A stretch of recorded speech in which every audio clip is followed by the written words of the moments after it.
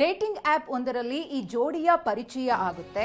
ನಂತರದಲ್ಲಿ ಓಯೋ ರೂಮ್ನಲ್ಲಿ ಅತ್ಯಾಚಾರವನ್ನ ಮಾಡಲಾಗಿದೆ ಅನ್ನೋ ಆರೋಪ ಕೇಳಿಬರುತ್ತೆ. ಮಹಿಳೆಯೊಬ್ಬರು ದಾಖಲಿಸಿದಂತಹ ಎಫ್ಐಆರ್ ಅನ್ನ ಇದೀಗ ಹೈಕೋರ್ಟ್ ರದ್ದುಪಡಿಸಿದೆ. ಪರಸ್ಪರ ಸಮ್ಮತಿಯ ಲೈಂಗಿಕ ಕ್ರಿಯೆ ಅಪರಾಧವಲ್ಲ ಅಂತ ಕೋರ್ಟ್ ತೀರ್ಪನ್ನ ಕೊಟ್ಟಿದೆ. ನ್ಯಾಯಮೂರ್ತಿ ಎಂ ನಾಗಪ್ರಸನ್ನ ಅವರಿದ್ದಂತಹ ಹೈಕೋರ್ಟ್ ಪೀಠ ಅಭಿಪ್ರಾಯವನ್ನ ವ್ಯಕ್ತಪಡಿಸಿದೆ. ಸಾಂಪ್ರೆಸ್ ಆಂಥೋನಿ ವಿರುದ್ಧದ ಕೇಸನ್ನ ರದ್ದು ಮಾಡಿ ಆದೇಶವನ್ನ ಹೊರಡಿಸಲಾಗಿದೆ. ಡೇಟಿಂಗ್ ಆಪ್ನಲ್ಲಿ ಪರಿಚಯ ಆಗುತ್ತೆ ಆ ಮಹಿಳೆ ಮತ್ತು ಆ ವ್ಯಕ್ತಿಗೆ. ಇಬ್ರು ಕೂಡ ಪರಸ್ಪರ ಒಪ್ಪಿಗೆಯ ಮೇರೆಗೆನೆ ಲೈಂಗಿಕ ಕ್ರಿಯೆಯಲ್ಲಿ ತೊಡಗಿದ್ರು ಅನ್ನೋದು ಗೊತ್ತಾಗಿದೆ. ಆದರೆ ಆಕೆ ಅತ್ಯಾಚಾರ ಪ್ರಕರಣವನ್ನು ದಾಖಲು ಮಾಡಿದ್ದು.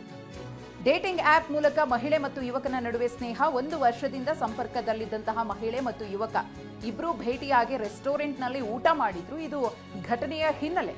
ನಂತರ ಇಬ್ರು ಕೂಡ ಓಯೋ ರೂಮ್ಗೆ ಹೋಗಿದ್ರು. ಯುವಕ ಲೈಂಗಿಕ ಕ್ರಿಯೆಗೆ ಮುಂದಾದಾಗ ಆ ಮಹಿಳೆ ನಿರಾಕರಿಸಿದ್ದಾಳೆ. ನಿರಾಕರಿಸಿದ್ದ ಬಳಿಕವೂ ಲೈಂಗಿಕ ಕ್ರಿಯೆಯನ್ನ ನಡೆಸಿರುವಂತಹ ಆರೋಪ ಕೇಳಿಬಂದಿದೆ. ಹಾಗಾಗಿನೇ ಆಕೆ ಇಲ್ಲಿ ಅತ್ಯಾಚಾರದ ಆರೋಪವನ್ನು ಮಾಡಿರುವುದು. ಮರುದಿನ ಆಕೆಯ ಅಪಾರ್ಟ್ಮೆಂಟ್ಗೆ ಡ್ರಾಪ್ ಮಾಡಿದ್ದ. ಅದೇ ದಿನ ವೈದ್ಯಕೀಯ ತಪಾಸಣೆ ಮಾಡಿಸಿದ್ದು ಮಹಿಳೆ. ತಪಾಸಣೆಯ ಬಳಿಕ ಪೊಲೀಸರಿಗೆ ದೂರು ನೀಡಿದಂತಹ ಮಹಿಳೆ.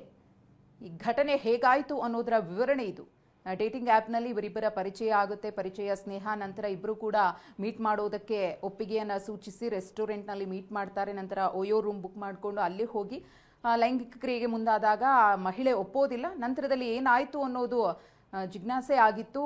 ಆದರೆ ಈಕೆ ಅತ್ಯಾಚಾರವನ್ನು ಎಸಗಿದ್ದಾನೆ, ನನ್ನ ಒಪ್ಪಿಗೆ ಇಲ್ಲದೆ ಲೈಂಗಿಕ ಕ್ರಿಯೆಯಲ್ಲಿ ತೊಡ್ಕೊಂಡಿದ್ದಾನೆ ಅಂತ ಆರೋಪವನ್ನು ಮಾಡಿ ಪ್ರಕರಣವನ್ನು ದಾಖಲು ಮಾಡಿದ್ಲು. ಅದು ಕೋರ್ಟ್ ಮೆಟ್ಟಿಲೇರಿತ್ತು. ಇದೀಗ ಆ ಪ್ರಕರಣವನ್ನು ಕೋರ್ಟ್ ರದ್ದುಪಡಿಸಿದೆ.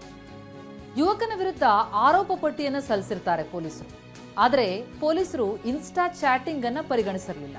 ಆ ಚಾಟಿಂಗ್ ಪರಿಶೀಲಿಸಿದ್ರೆ ಅದರಲ್ಲಿ ಇಬ್ಬರ ನಡುವೆ ಕೆಟ್ಟ ಅಭಿರುಚಿಯ ಚಾಟಿಂಗ್ ಆಗಿರೋದು ಗೊತ್ತಾಗಿದೆ. ಪರಸ್ಪರ ಫೋಟೋ, ವಿಡಿಯೋ ಎಲ್ಲಾ ವಿನಿಮಯ ಮಾಡ್ಕೊಂಡಿದ್ದಾರೆ.